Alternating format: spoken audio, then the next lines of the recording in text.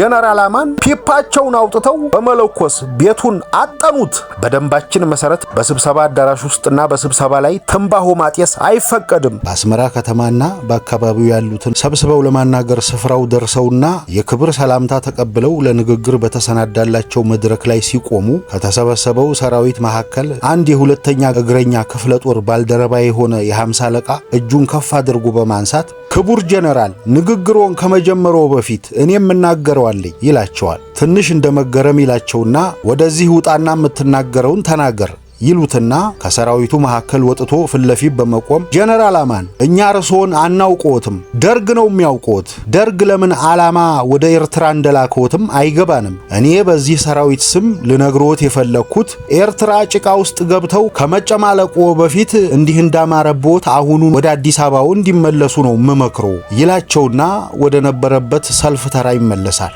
ይኸው የተነገራቸውና ጉብኝቱን በምስራቅ ያገሪቱ ክልል በሐረርጌ ክፍለ ሀገር ያለውን ሰራዊት መጎብኘት ጀምረው በጦር ክፍሉ ሲዘዋወሩ ለጦሩ አዛዦች የሚነግሯቸው ደርግን ለማፍረስ ለኔ ያቀረቡትን ሐሳብ ነበር። የደርጉ ተልኮ እዚህ ላይ አብቅቷል፣ አብዮቱ ግን ግቡን መጥቷል። አንድ ንጉስ አውርደን 120 ንጉስ በማንገሳችን ያለም መሳለቂያ ብቻ ሳይሆን በዚህ አይነት መስራትም አይቻልም። ሻለቆቹ አብጠዋል። በደርጉ ውስጥ ያለነው ሻለቆች ማለታቸው ነው። ሰው የሚነግራቸውንና የሚመክራቸውን አይሰሙም። ጦሩ ይህንን አውቆ የላካቸውን ወኪሎች በአስቸኳይ መልሶ እንዲጠራ ማድረግ አለባችሁ ነበር የሚሉት።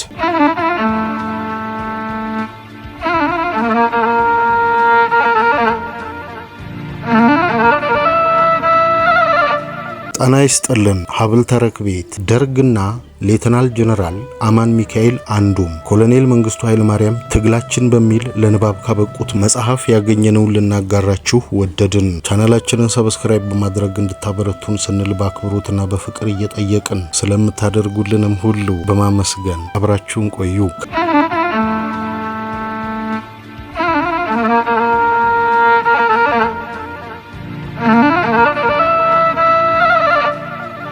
ከደርግ መቋቋም በፊት በህዝባዊ አመጽ ሂደት ውስጥ የሶስተኛ እግረኛ ክፍለ ጦር አባል ወጣት መኮንኖች አማንን ከጡረታ ወደ ሰራዊቱ መልሶ ለማምጣት የነበረን ፍላጎት ይሳካ ዘንድ እሳቸውን ከህዝብና ከማያውቃቸው ሰራዊት ጋር በማስተዋወቅ በአብዮቱ አገራቸውን ያገለግሉ ዘንድ ለስራና ለስልጣን ስናደላድላቸው እንደነበር በኢትዮጵያ ህዝብ ዘንድ ይታወሳል። እኔ በሶስተኛ እግረኛ ክፍለ ጦር ውስጥ በጣም ወጣት በነበርኩበት በመቶ አለቃ ማዕረግ ደረጃ ከጀነራል አማን ጋር የተዋወቅኩትና በቅርባቸው የሰራሁት በ1950ዎቹ ውስጥ ማለትም ከታላቁ የኢትዮጵያ ህዝብ አብዮት ፍንዳታ ከ14 ዓመት በፊት ነው። በዚህ ረጅም ጊዜ ውስጥ ከሳቸው ጋር የነበረኝ ግንኙነት በአመታት ውስጥ በተገኙ አጋጣሚዎችና በጉብኝት መልክ ነበረ። በምስራቅ ኢትዮጵያ ክልል መለዮ ለባሾች የተወከሉትን ተወካዮች መርቼ ደርጉን ለማቋቋም አዲስ አበባ ከተማ በገባን ዕለት ምሽት ቤታቸው በመሄድ የጦር ኃይሎች ጠቅላይ ኢታማዦር ሹም እንዲሆኑ የምናደርግ መሆናችንን ስገልጽላቸው በደስታ ፈንድቀው ሲያሰናብቱኝ የተናገሩኝ ቃል የናንተን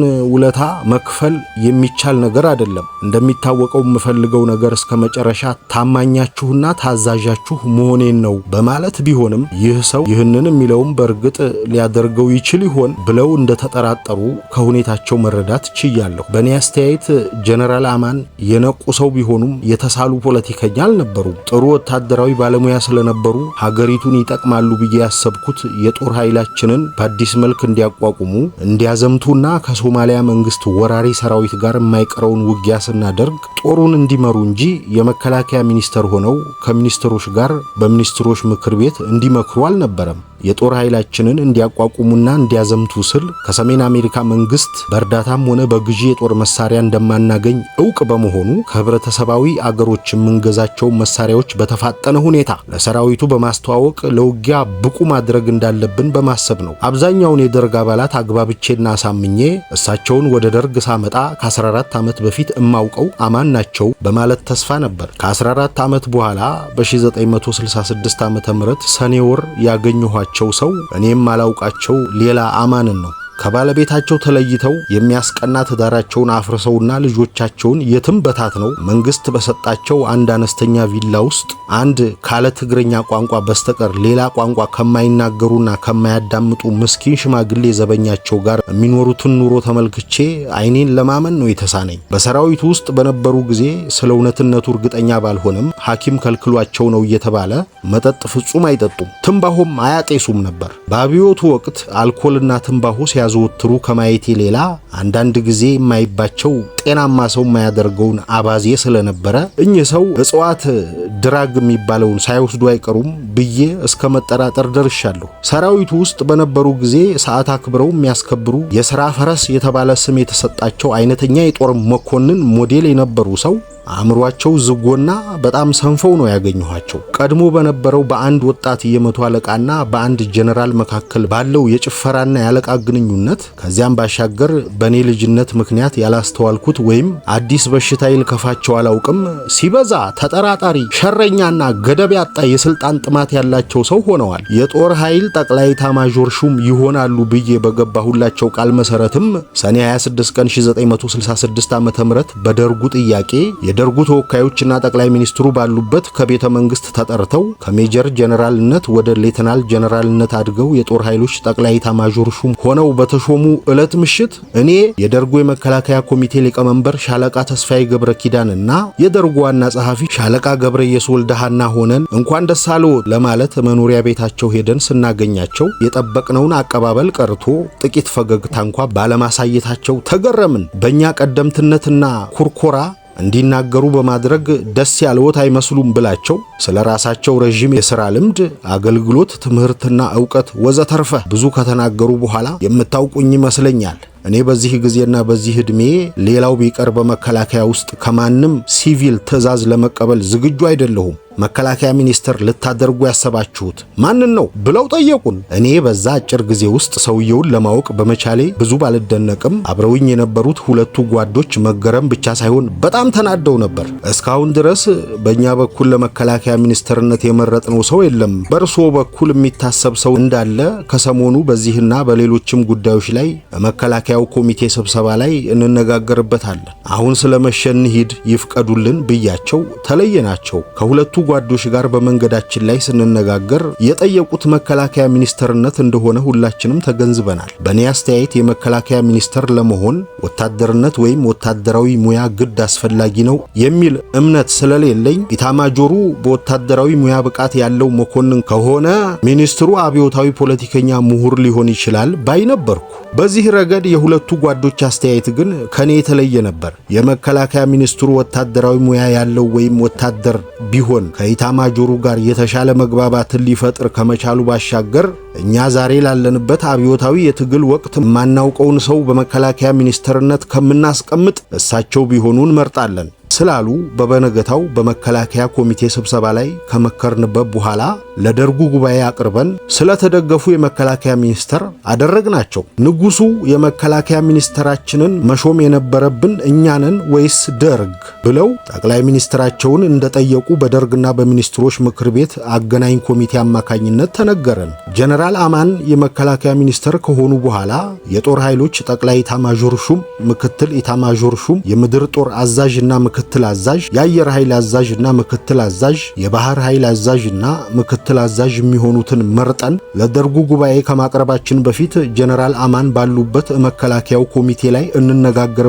ዘንድ ጠርተናቸው ማዕከላችን በመገኘታቸው ውይይቱ ሲጀመር የአየር ኃይሉና የባህር ኃይሉን አዛዦችና ምክትል አዛዦች መሾም ሲስማሙ የጦር ኃይሉንና የምድር ጦሩን ሥራ እኔ ደርቤ መስራት ስለማይሳነኝ በአሁኑ ጊዜ አስፈላጊ አይደለም በማለት ፍጹም ያለመቀበል ስለሞገቱን ውይይቱ መልኩን ከመለወጡ ወይም አቅጣጫውን ከመሳቱ በፊት ይህ አጀንዳ በይደር ይቆይና ጥቂት አጥንተን በሌላ ጊዜ እንመለስበታለን በማለት ውይይቱን መግታት ነበረብኝ። በእኔም ሆነ በመከላከያ ኮሚቴ አባላት ግንዛቤ ግለሰቡ እስካሁንም የደርጉን ጉባኤ ወክለው እንደ ርዕሰ ብሔር ከመስራት በላይ ጠቅላይ ሚኒስተርም ሆነው በተጨማሪ መከላከያ ሚኒስተርነታቸው የማያስፈልግ ብቻ ሳይሆን ያለሳቸው ሰው የሌለን ይመስል የሚያስገምተንም ስለነበረ ይህንን ለመቀነስ ወይም ወይም ለማሻሻል ጊዜና ሁኔታው ሲፈቅድ እንወስናለን የምንል ሆነን ሳለ የጦር ኃይሎች ኢታማዦር ሹምነትና የምድር ጦር አዛዥነቱንም ስልጣን ጨምሩልኝ ብለው መጠየቃቸው ያስገረመን ብቻ ሳይሆን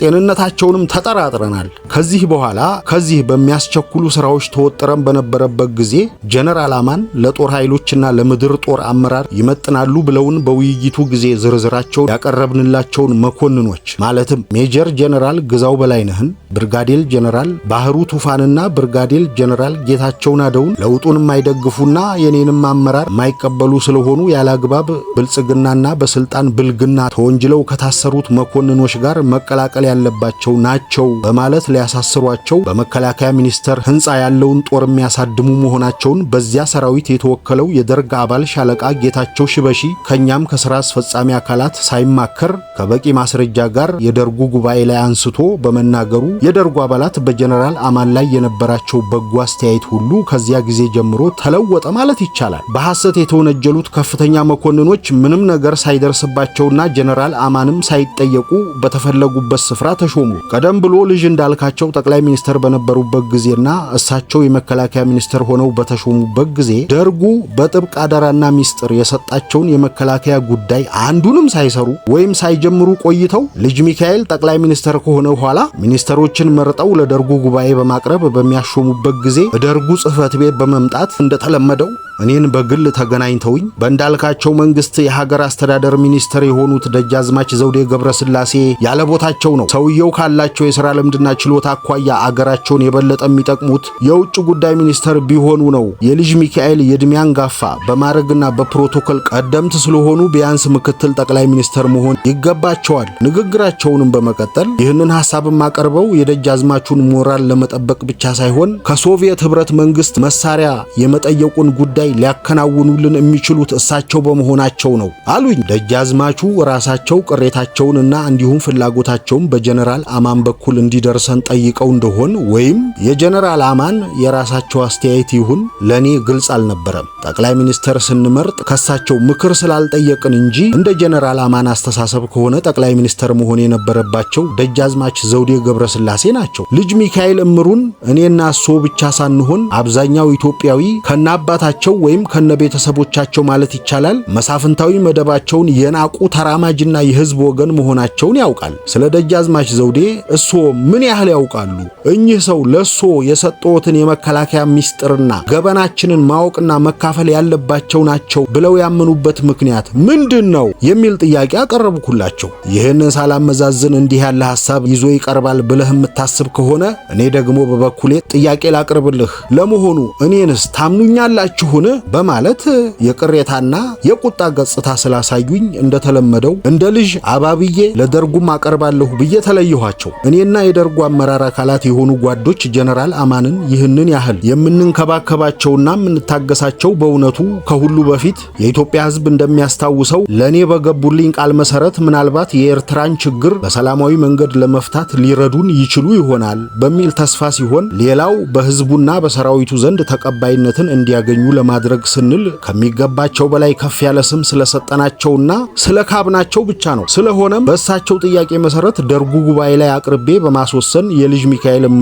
ካቢኔ ሲቋቋም ጠቅላይ ሚኒስትሩ ሳይጠይቁንና ሳያሳስቡን እኛም ሳንገልጽላቸው ደጃዝማች ዘውዴ ገብረስላሴን የውጭ ጉዳይ ሚኒስትርና ምክትል ጠቅላይ ሚኒስትር አደረግናቸው። ውጭ ጉዳይ ሚኒስቴር ውስጥ የተለያዩ የሥራ ልምድ ያላቸው ብቻ ሳይሆኑ የሀገር ወዳድና የአብዮቱ ጽኑ ደጋፊ የሆኑ ብዙ ሰዎች ስለነበሩ ደጃዝማቹ የውጭ ጉዳይ ሚኒስትር ሆነው እንደተሾሙ አንደኛ በኒውዮርክ የኢትዮጵያ መንግስት ኤምባሲ ጽሕፈት ቤት የተቀመጡ ከፍተኛ ሚስጥርነት ያላቸው ሰነዶች በደጃዝማቹ እጅ ከመግባታቸው በፊት በአስቸኳይ ወደ ደርጉ ጽሕፈት ቤት እንዲወሰዱና በሁነኛ ስፍራ ላይ እንዲቀመጡ፣ ሁለተኛ ከሶቪየት ህብረት መንግስት መሳሪያ ለመጠየቅ ስለሚታሰበው ጉዳይ በጥብቅ የምናስጠነቅቀው ደጃዝማቹ ብዙ ዝርዝር ነገር ከማወቃቸው በፊት ይሄን የሚመለከተው ስራ ከውጭ ጉዳይ ተወስዶ በደርጉ ጽሕፈት ቤት በደርጉ አባላት ብቻ እንዲካሄድ ነው በማለት አመለከቱን። ጀነራል አማንን ከሶቪየት ህብረት መንግስት እንድንጠይቅ ስለታሰበው መሳሪያ ጉዳይ ምን ተደረገ፣ የትስ ደርሰናል ብዬ በጠይቃቸው በደጃዝማች ዘውዴ በኩል እየተሰራ ነው ከማለት በቀር ምንም ሊያስረዱኝ አልቻሉም።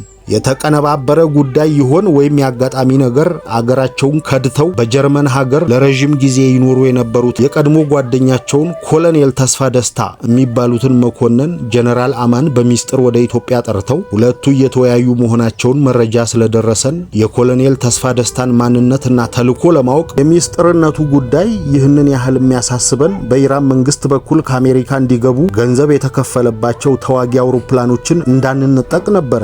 በተደረገው ከፍተኛ ጥረት አውሮፕላኖቹና ራዳሮቹ ሲደርሱን ለብዙ መሳሪያዎች የሰጠነውን ቅድመ ክፍያ አጠናቀናል። በዚህ ጊዜ ውስጥ ይህንን ታላቅ ተግባር ያከናውንልናል የተባሉት ደጃዝማች ከወራቶች በኋላ ለተባበሩት መንግስታት ዓመታዊ ስብሰባ ወደ ኒውዮርክ ስለሄዱ ለመሆኑ እኚህ ሰው ከሶቪየት ህብረት መንግስት ጋር ንግግርስ ጀምረዋል ወይስ የመሳሪያ ጥያቄ አቅርበዋል ለሚለው ጥያቄያችን መልስ ለማግኘት ስንል ሞስኮ ያለውን የኢትዮጵያ ኤምባሲና እንዲሁም አዲስ አበባ የሚገኘውን የሶቪየት አምባሳደር ብንጠይቃቸው በጭራሽ ስለዚህ ጉዳይ ምንም የሚያውቁት ነገር እንደሌለ ነገሩ። ደጃዝማቹም ከኒውዮርክ ወደ አገራቸው አልተመለሱም። በዚሁ ሰሞን በጥቅምት ወር 1967 ዓ.ም መጀመሪያ ላይ ጀነራል አማን ደርግ ጽህፈት ቤት በመምጣት በኤርትራ ክፍለ ሀገር መርማሪ ኮሚሽን አባልነት ስለተመረጠውና በወቅቱ በሰሜን አሜሪካ የግል ስራ እየሰራ አካለ ስንኩል ሆኖ የተወለደ ህፃን ልጁን እያሳከመ ስለሆነው ዶክተር በረከት ስለ ልጁ መታከሚያና ስለ ቤተሰቡ መተዳደሪያ የሆነው ዘንድ መንግስት በየወሩ $2,000 በቋሚነት እንዲያዝላቸው ሲሉ አሳሰቡኝ። ዶክተር በረከት በኤርትራ ክፍለ ሀገር የተመረጡትና የመርማሪ ኮሚሽን አባል የሆኑት ፈልገው በፈቃዳቸው እንጂ በመንግስት ታዘው ወይም ተገደው እንዳልሆነ፣ ይህም ባይሆን እንዲህ ያለ ነገር እስከዛሬ ለማንም ያላደረግንና ማናደርግ ስለሆነ ዶክተር በረከት ለርሶ ባላቸው ቀረቤታ ይህንን ማድረግ ትክክል አይመስለኝም የሚል መልስ ስለሰጠኋቸው እንደተለመደው አኩርፈው ስራቸውን ትተው ለብዙ ቀናት አሞኛል በማለት ቤታቸው ተኙ። ቤታቸው በተኙበት ጊዜ ከኔ ወይም ከኛ የሚጠይቃቸው ሲያጡ ለሻለቃ አጥናፉ አባተ ስልክ ደውለው መኖሪያ ቤታቸው በመጥራት ራሴን ትልቅ ሰውና የሀገር መሪ አድርጌ ለዶክተር በረከት እርዳታ ይደረግልሃል ብዬ ቃል ገብቼ ሻለቃ መንግስቱ አዋረደኝ በማለት ይነግሩታል። ሻለቃ አጥናፉ ከሌሎች የደርግ አመራር ላይ ካሉ ጥቂት ጓዶች ጋር ይሆኑና ወደኔ መጥተው ከጀነራል አማን ጋር በገንዘብ ተጣሉ ከምንባል 2,000 ሳይሆን $1,000 ፈቅደን ይህንን ችግር እናስወግድ በማለታቸው ገንዘቡ ተፈቀደና እሳቸውም ወደ ስራቸው ተመለሱ። ዶክተር በረከት አገሩንና የኢትዮጵያን ሕዝብ ከድቶ ራሱን ሻቢያ በማለት ከሚጠራው ገንጣይ ድርጅት ጋር ከተቀላቀለ በኋላ ይከፈለው የነበረውን ገንዘብ ተከታትሎ ያስቆመ ሰው ስላልነበረ ለብዙ ጊዜ ሲጠቀምበት መኖሩን መረዳት የቻልነው በአንድ ሌላ አጋጣሚ ብዙ ዘግይተን ነበር። ጀነራል አማን መስከረም 1967 ዓመተ ምህረት የደርግ ሊቀመንበር የሀገሪቱ ርዕሰ ብሔር ርዕሰ መንግስትና የመከላከያ ሚኒስተር መሆናቸው የሰጣቸውን ደስታ የበረዘባቸው ብቻ ሳይሆን በጣም ያሳዘናቸው ደርጉ ጉባኤ በወል ርዕሰ ብሔር መሆኑና እሳቸው ፕሬዝዳንት ወይም ጠቅላይ ሚኒስተር ከመባል ፈንታ የደርጉ ጉባኤ ወኪልና የሚኒስትሮች ሰብሳቢ መባላቸው ነበር። ይሁንና ቅሬታቸውን ለጥቂት ቀን እንኳ ሸፍነው ማቆየት ስለተሳናቸው ዛሬ ዕለተ ቀኑን በማላስታውሰው በመስከረም ወር እህታቸው ቤት ምሳ ጋብዘው ለመስከረም 1 አጥቢያ ንጉሱን ከስልጣን ለማውረድ ያረቀቃችሁትን አዋጅ ረቂቅ ስታነብልኝ አሁን የማነሳልህን ነገር ላነሳ ያልፈለኩት በከባድ ስራ ከመወጠርህ በላይ በጣም ተዳክመህ ስላየውህ እንጂ በሰራችሁት ስራ በጣም ነው ያዘንኩት አለኝ። በዓለም ታሪክ ታይቶም ተሰምቶም በማይታወቅ ደርግ በምትሉት መላቅጡ በጠፋ መንግስት መመራታችን የኢትዮጵያን ሕዝብ ብቻ ሳይሆን ዓለምን ሲያስቅና ሲያስደንቅ የቆየ ቢሆንም መስከረም 1 ቀን ከዘውዱ ጋር መፍትሄ ሳታገኙለት አትቀሩም ተብሎ ሲጠበቅ አንድ ንጉስ አውርዳችሁ 120 ሰው ማንሳታችሁ ማንንም አስገርሟል። መንግስቱ እንዲህ ልንቀጥል አንችልም፣ አብዮቱ ግቡን መጥቷል፣ የደርግ ተልኮ አብቅቷል፣ አስቸኳይ እርምጃ መውሰድ ያስፈልጋል አሉኝ። ሐሳባቸውን ለመረዳት በተለይም አስቸኳይ እርምጃ መውሰድ ያስፈልጋል ሲሉ መፈንቅለ ደርግ ያዘጋጁ ስለመሰለኝ ሐሳባቸውን ለመረዳት እንዲቻለኝ ላስጨርሳቸው ፈልጌ ምን አይነት መፍትሄ ነው ምንፈልግለት የሚል ጥያቄ አቀረብኩላቸው። እኔ ፕሬዝዳንት፣ አንተ ጠቅላይ ሚኒስተር የደርጉ ከፍተኛ አመራር አካል የሆኑትን መኮንኖች ለምሳሌም እነ ሻለቃ አጥናፉንና መሰሎቹን ምክትል ጠቅላይ ሚኒስተር፣ ምክትል ፕሬዝዳንት፣ ሚኒስትሮች በማድረግና የቀሩትንም በሲቪሉ አስተዳደርና በመከላከያ ሰራዊት ውስጥ መበተን ነው አሉኝ። የገረመኝ ነገር ገደብ ያጣው የስልጣን ጥማቸው ሳይሆን የደርግና የኢትዮጵያ ሕዝብ አብዮት ተልኮ እሳቸውን መጨረሻው የስልጣን ማማ ላይ እስከ ማውጣት ድረስ ብቻ አድርገው ሲናገሩ ጥቂት ለጥቂት እንኳን ሊያስቡ ያለመቻላቸው ነበር። ስለዚህም ከሳቸው ጋር መስራት ሳይሆን ለጥቂት ጊዜ መቆየት በጣም አደገኛ መሆኑም ግልጥ ብሎ ታየኝ። ጀነራል እርሶን ከጡረታ ጠርቶ ካንዱ ስልጣን ወደ ሌላው ያሸጋገረ ዛሬ ካሉበት ደረጃ ያደረሰዎት ይሄ መላቅጡ የጠፋ እያሉ የሚጠሩት ደርግ ወይም የደርግ መንግስት ነው። ይህንን ጥያቄ በዚህ ይዘት ካቀረቡት ዘንድ የኔንም አስተያየት በጥንቃቄና በጥልቀት ለማዳመጥ እንዲሞክሩ በታላቅ ትህትና ጠይቆታለሁ አልኩና ቀጠልኩ። ደርግ በመላው በኢትዮጵያ ህዝብ ባይመረጥም በዚያ ቀውጢና ፈተና ጊዜ ለሀገሪቱ ታላቅ ኃላፊነት ባለውና ባስተዋጽኦ ድርሻውም ከየትኛውም የህብረተሰብ ክፍል እጅግ የሚልቀው መለዮ ለባሽ የተመረጠ ነው። እስቲ ሰላማዊ ወይም ዲሞክራሲያዊ ህይወት የሚመሩት በየትኛውም ሀገሮች ውስጥ አመራር የሚሰጡትን የህዝብ መማክርት ጉባኤዎችና እንዲሁም የፖለቲካ ፓርቲዎች መጠናቸውም ሆነ አሰራራቸውን አንዴ በአይነ ህሊናው ለመቃኘት ይሞክሩ። ደርግ መለዮ ለባሽ ከመሆኑና በታሪክ አጋጣሚና በአገሪቱ ተጨባጭ ሁኔታ ከተወሰነ የህብረተሰብ ክፍል ከመምጣቱ በቀር ቅድም ካነሳኋቸው የየአገሩ የፖለቲካ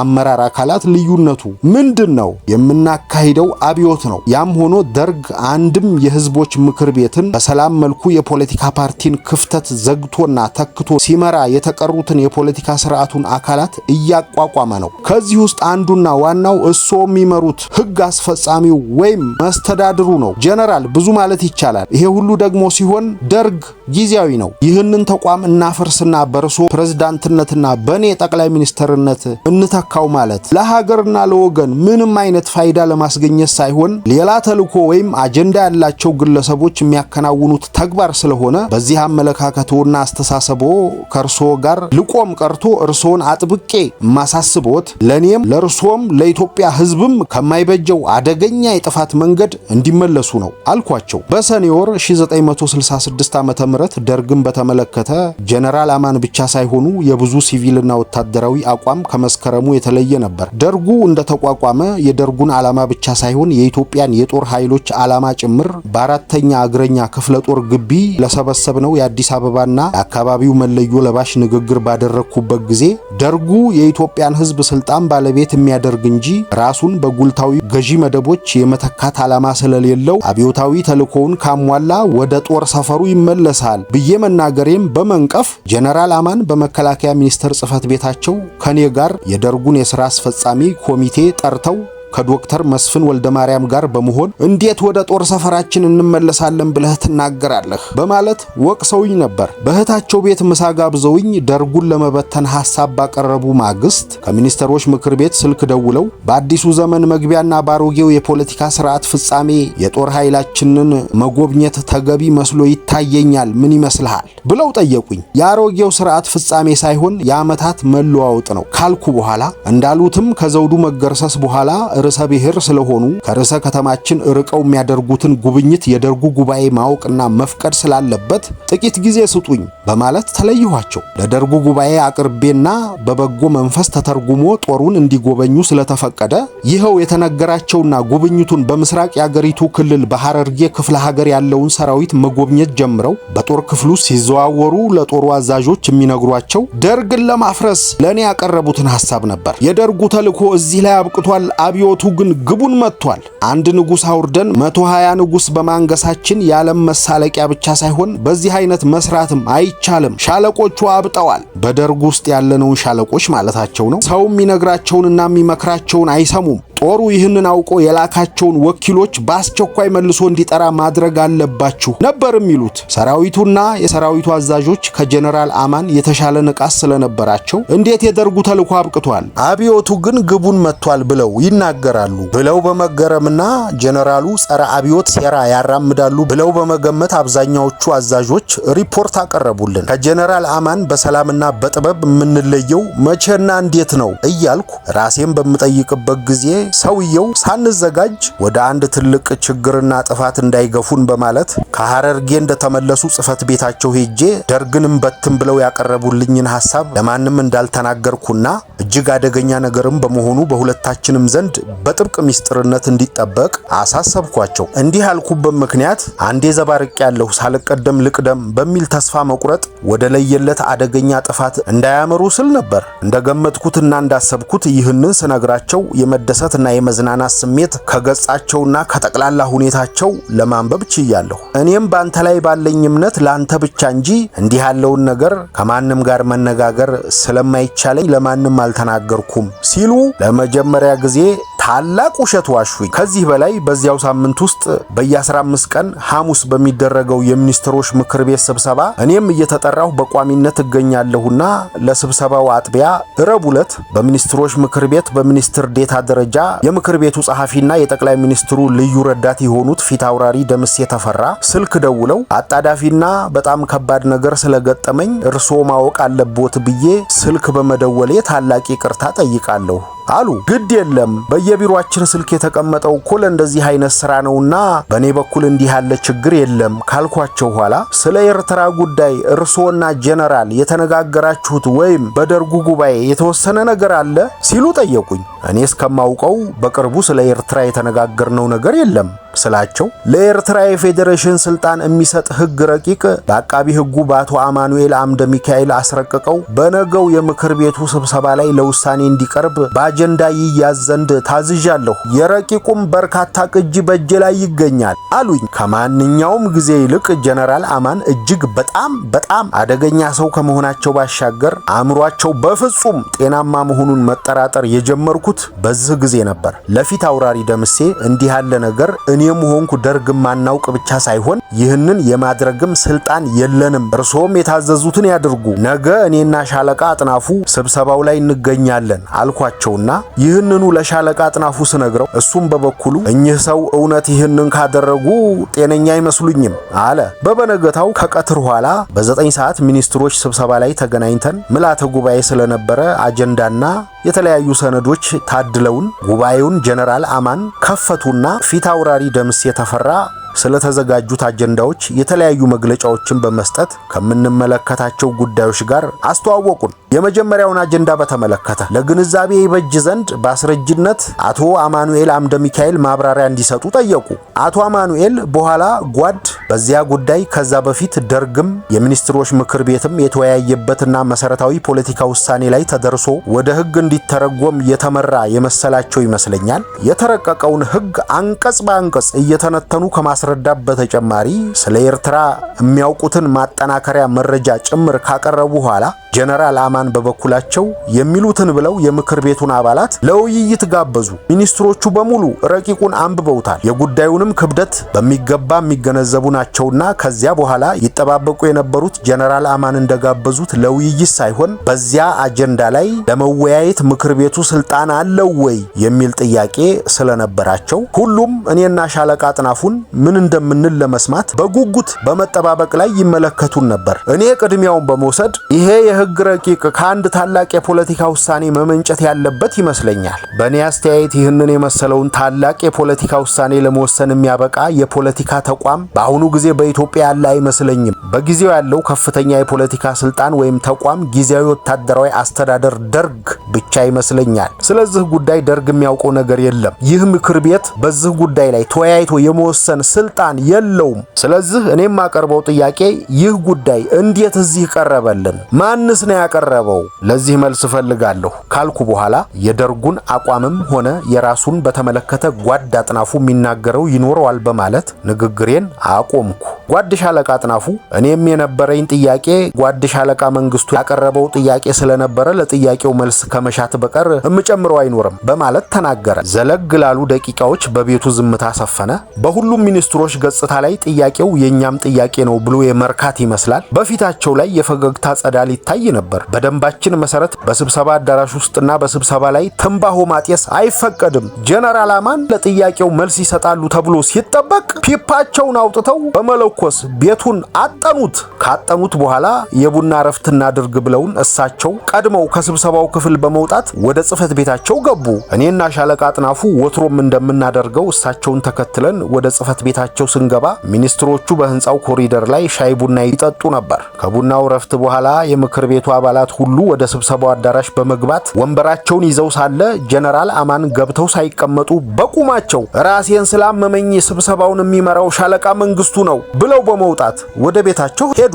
እኔ ለምክር ቤቱ አባላት የመጀመሪያውን አጀንዳ በተመለከተ ጊዜና ሁኔታዎች ሲፈቅዱና አስፈላጊ ሲሆን አግባብ ባለው መድረክ ይቀርብ ይሆናል። እስከዛ ግን በተቀሩት ጉዳዮች ላይ እንወያይ በማለት የዕለቱን ስብሰባችንን አጠናቀን ተለያየን። እኔና ሻለቃ አጥናፉ ይህንን ታሪክ ለደርጉ ጉባኤ ቀርቶ ለደርጉ አባላትም አልተናገርንም። ብንናገር ኖሮ አማን ከስልጣናቸው መባረር ብቻ ሳይሆን ከጓደኞቻቸው ጋር ይቀላቀሉ እንደነበር እርግጠኞች ነን። ከዚህ በፊት እንዳደረጉት በሳቸው ብሶና አኩርፈው በቤታቸው ቢተኙና ከስራ ገበታቸው ቢቀሩ ከሳቸው ለአንዴና ለመጨረሻ ጊዜ መገላገላችን ይሆናል ብለው ወስነን ነበር። በበነገታው ማለዳ ጽፈት ቤታቸው ስደውል መግባታቸውን ስለገለጹልኝ ሻለቃ አጥናፉ ጋር ጽፈት ቤታቸው በመሄድ በቅድሚያ በሰጡን ተስፋ መሰረት የኤርትራ ገንጣዮች ምን እንደሚፈልጉ ማወቅ ያስፈልጋል። የምንፈልገው የሰላም መፍትሄ እነሱም በተለይም የኤርትራ ህዝብና የኢትዮጵያ ህዝብም የሚስማሙበት እንጂ እኛና እርሶ የምንገምተው ወይም መፍትሄ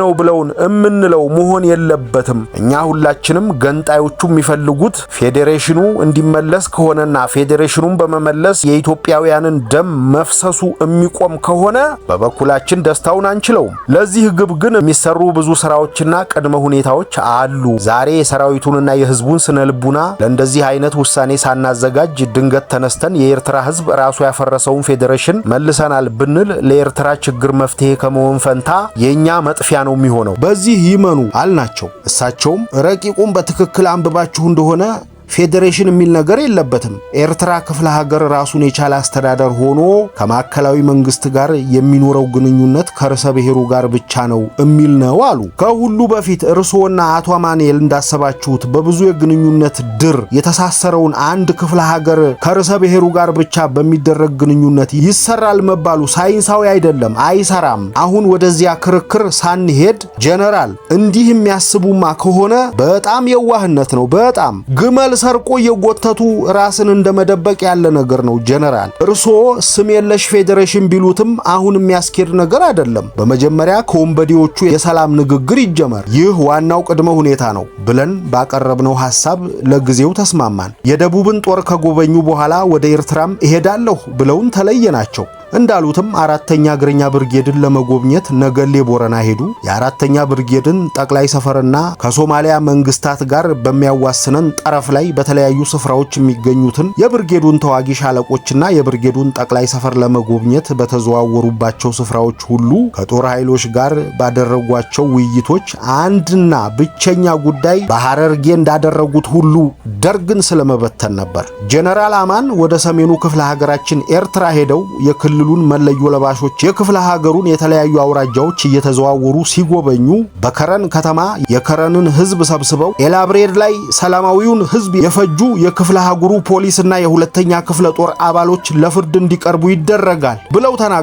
ኤላብሬድ የሚባለው ስፍራ በአስመራና በከረን መሃል ያለ አትክልትና ፍራፍሬ የሚያለሙና የቀንድ ከብት የሚያረቡ ገበሬዎች የሚኖሩበት ትንሽ መንደር ነው። ከጥቂት ዓመታት በፊት ገንጣዮች በዚህ መንደር ውስጥ አድፍጠው በጦሩና በፖሊስ ክፍሎች ላይ ከፍ ያለ አደጋ አድርሰው በጦሩም በወንበዴውም ላይ የሞትና የመቁሰል ጉዳት ደርሶ ነበር። ይህ ንግግራቸው በመላው ኤርትራ ሲሰማ ለአንድነት ለተሰዉ ለነዚያ ጀግኖች መታሰቢያ እናቆምላቸዋለን ከማለት ፈንታ እንዴት ዛሬ ኤርትራ መጥተው ከሞት የተረፉት ለፍርድ ይቀርባሉ ብለው ይናገራሉ በማለት የክልሉ መለዮ ለባሾች የመወያያ አጀንዳ ሆኖ ይሰነብታል። በኤርትራ ምዕራባዊ ቆላና በምጽዋ ያደረጉትን ጉብኝት አጠቃለው አስመራ በመግባት በአስመራ ከተማና በአካባቢው ያሉትን መለዮ ለባሾች ሰብስበው ለማናገር ስፍራው ደርሰውና የክብር ሰላምታ ተቀብለው ለንግግር በተሰናዳላቸው መድረክ ላይ ሲቆሙ ከተሰበሰበው ሰራዊት መካከል አንድ የሁለተኛ እግረኛ ክፍለ ጦር ባልደረባ የሆነ የ50 አለቃ እጁን ከፍ አድርጎ በማንሳት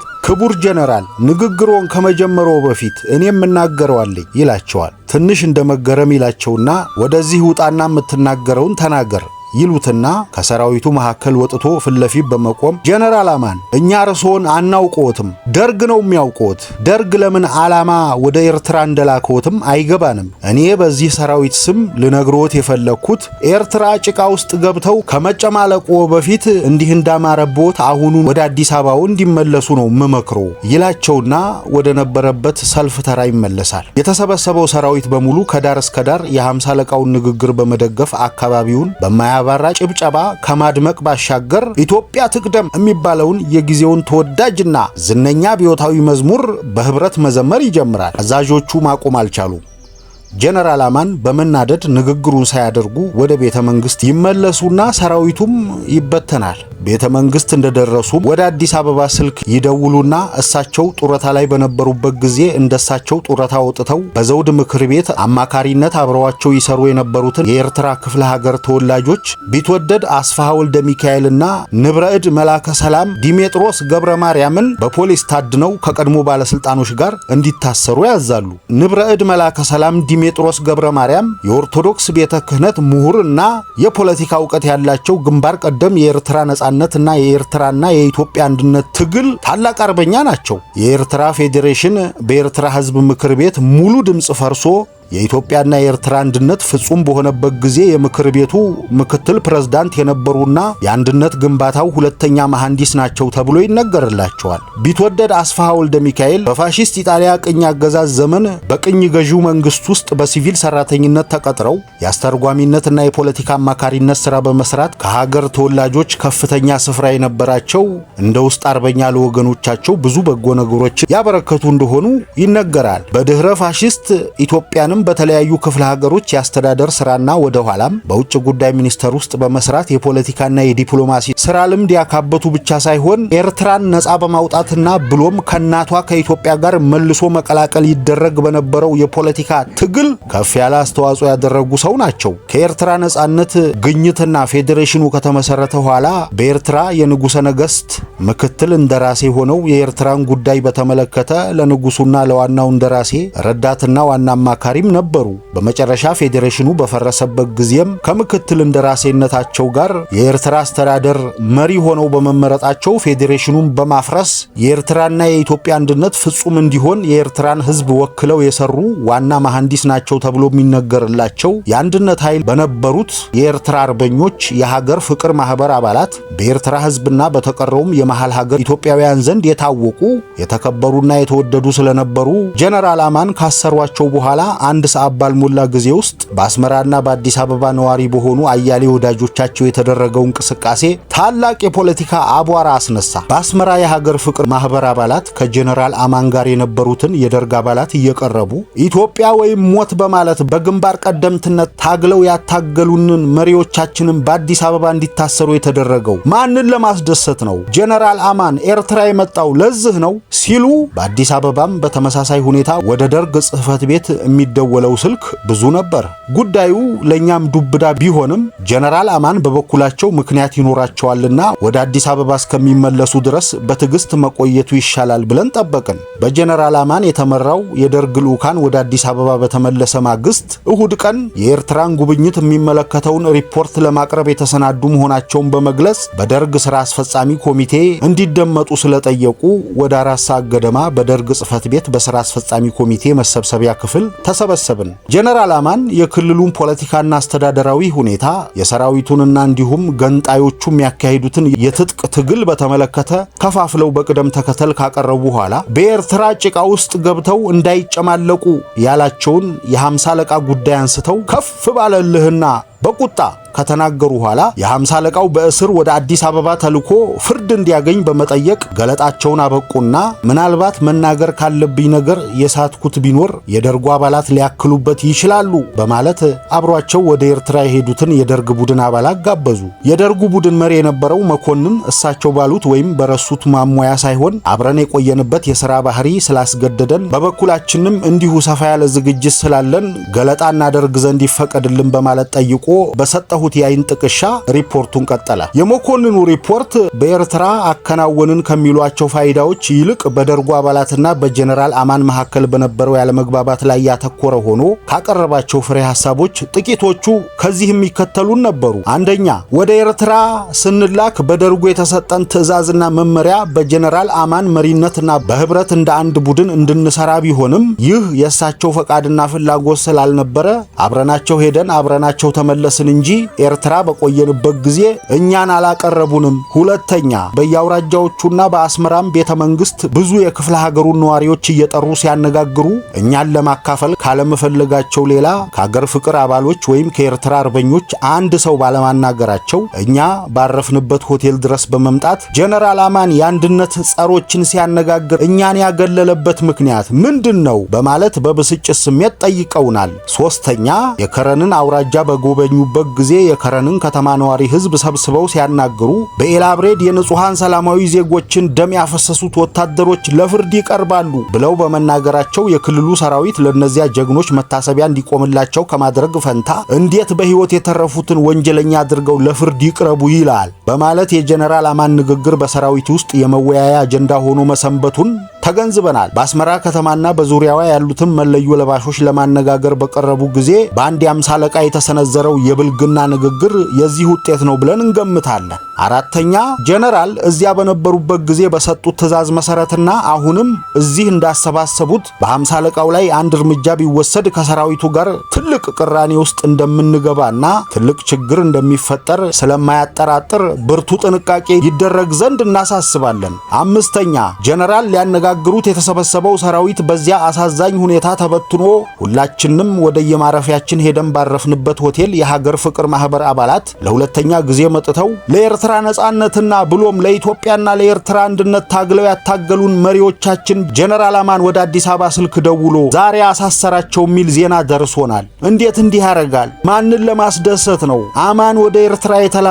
ይህን እንዲያከናውን ነው በማለት ከፍ ባለ የብሶት ስሜት አነጋግረውናል። በመጨረሻም ሪፖርታችንን ለማጠቃለል ለስራ አስፈጻሚ ኮሚቴ አጥብቀን የምናሳስበው በኤርትራ ክፍለ ሀገር የዚህ ቡድን ተልዕኮ ከገንቢነቱ ይልቅ አፍራሽነቱ ያጋደለ ወይም የጎላ ስለሆነ በተለይ የኤርትራ አንድነት አርበኞችና የክልሉን ሰራዊት ስሜት ለመለወጥ ሌላ ቡድን እንዲላክ ነው በማለት ንግግሩን አበቃ። የመኮንኑ ንግግር ለጀነራል አማን የጥፊ ያህል ሲሆን በስራ አስፈጻሚው ኮሚቴ በኩልም ፍጹም ያልታሰበና ያልተጠበቀ ድንገተኛ ዱብዳ ነበር። በአስመራ የደረሰብኝ ውርደት አንሶ እዚህ ደግሞ በእነዚህ እንደዚህ ሰደባለሁ በማለት የምሬት ቃላቶችን ሲወረውሩ የደርጉ አባሎች አጸፋውን በመመለስ በድጋሜ እንዳያዋርዷቸው ፈጥኜ የሻይ ረፍት በማለት ነገሩን መግታትና አዝማሚያውን መለወጥ ነበረብኝ። በሻይ ቡናው ረፍት ጊዜ የደርጉ ቡድን ሪፖርት ከባድ ስለነበረ ጀነራሉ በንዴት ለሚወረውሩት ቃላት የደርጉ አባላት መልስ እንሰጣለን ብለው ሁኔታውን ወደ ባሰና ወደማያስፈልግ አቅጣጫ ላለማምራት እንድትታገሱ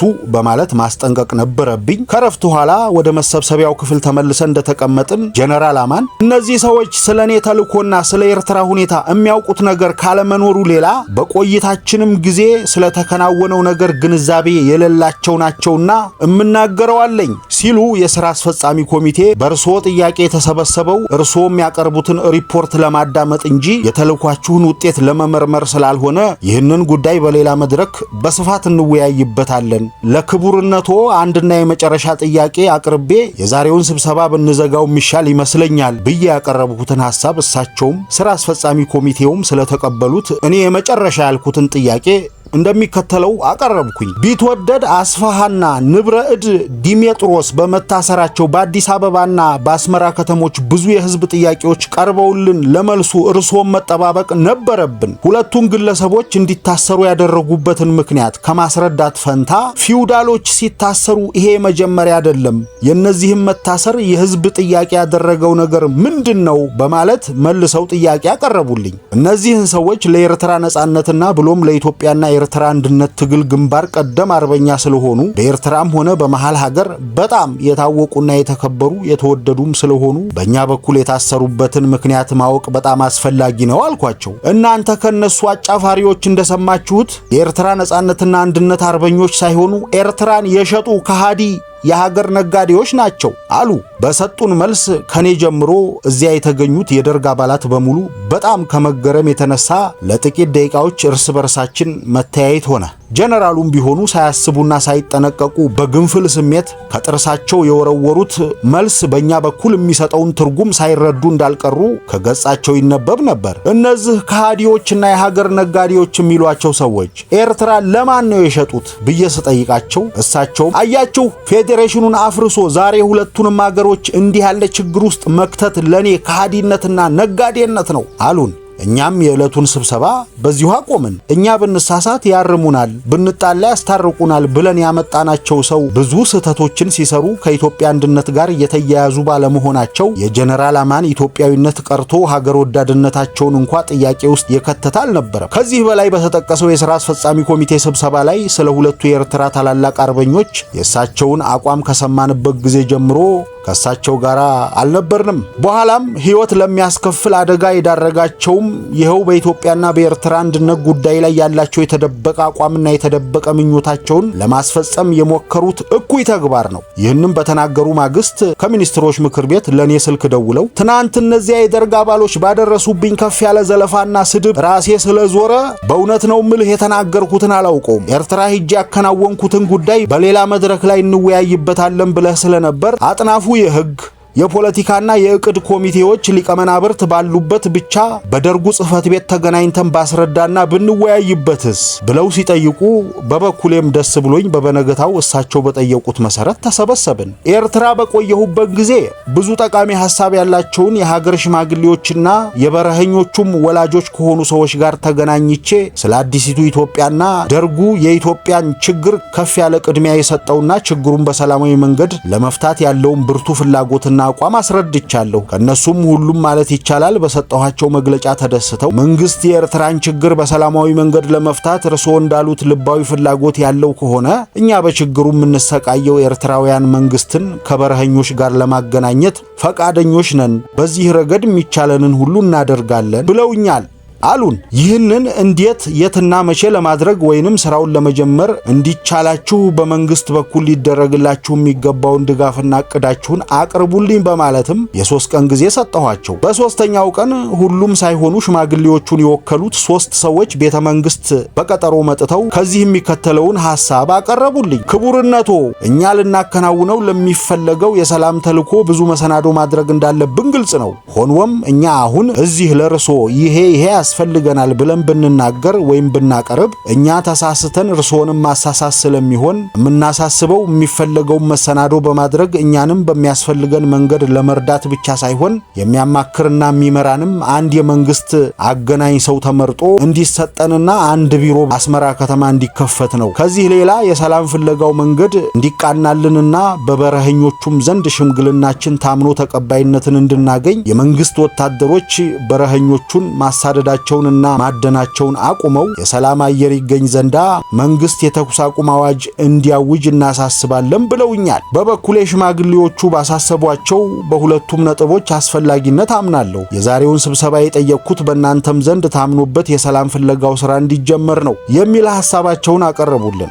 ኤርትራ የሄዱበት ምክንያት ጦሩንና ህዝቡን ለመጎብኘት ነው የሚል ሽፋን ብንሰጠውም አብዩ ጉዳይ ከገንጣዮቹ አመራር ጋር ለሰላም መፍትሄ መነጋገር የሚቻልበትን ሁኔታ ለማፈላለግ ስለሆነ በማንኛውም መንገድ የሰላም ንግግሩ የመጀመሩን አስፈላጊነት በስብሰባው ላይ የተገኙት የደርግ አባሎችም የሚያምኑበት ነበር። ያም ቢሆን ጀነራል አማን ያቀረቧቸው ሐሳቦች ብዙ አነጋግረውናል። ከነዚህ ጉዳዮች በእኔ አስተያየት ትልቅ ግምት የሰጠናቸውን ብቻ እንደሚከተለው ገልጻለሁ። ክፍል 2ን በቀጣይ እናቀርባለን።